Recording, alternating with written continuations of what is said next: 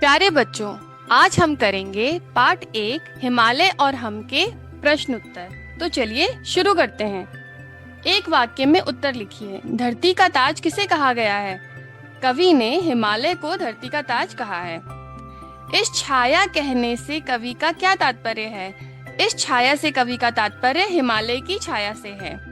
उदय और अस्त को समान भाव से कौन स्वीकारता है?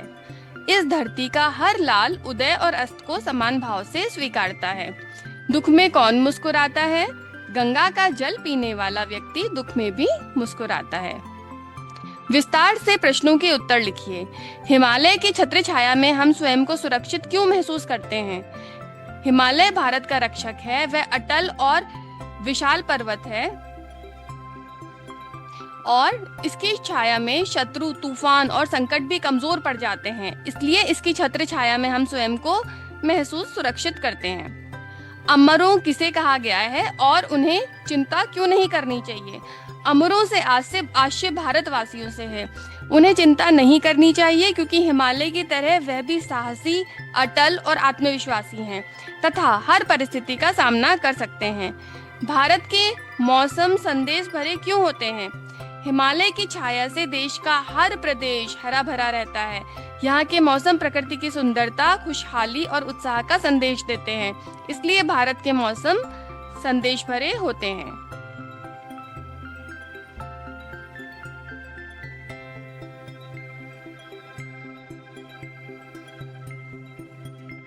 इसके पद तल छूने वाला वेदों की गाता गाता है।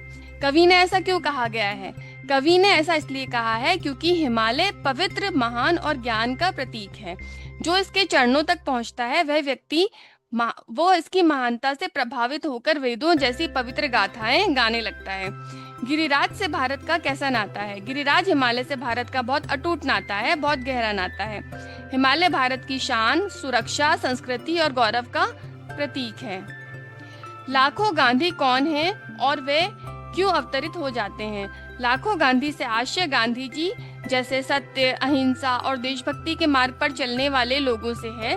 जब जनता पर विपत्ति आती है तब ऐसे महान लोग उसकी सहायता और रक्षा के लिए अवतरित हो जाते हैं। सही विकल्प चुनकर लिखिए। हर संध्या को हिमालय की छाया होती है। कैसी?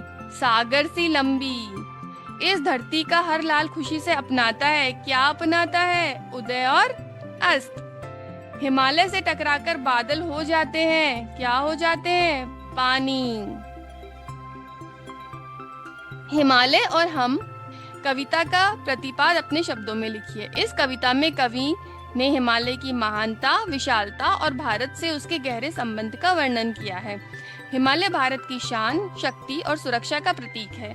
वह हमें साहस, धैर्य, परिश्रम तथा सुख दुख में समान रहने की प्रेरणा देता है।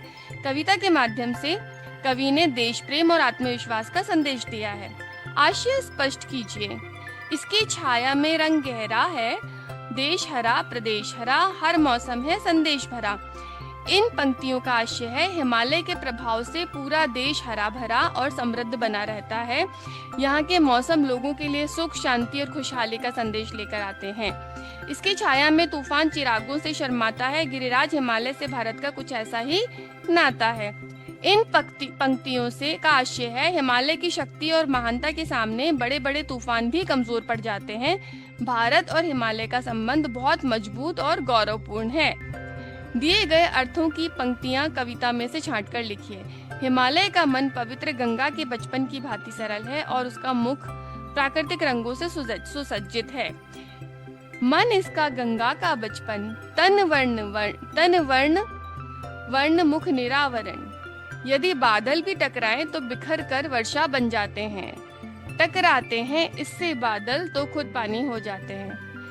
तो अच्छा बच्चों, ये थे हिमालय और हम के प्रश्न उत्तर। मिलेंगे अगले पाठ के साथ। Bye bye.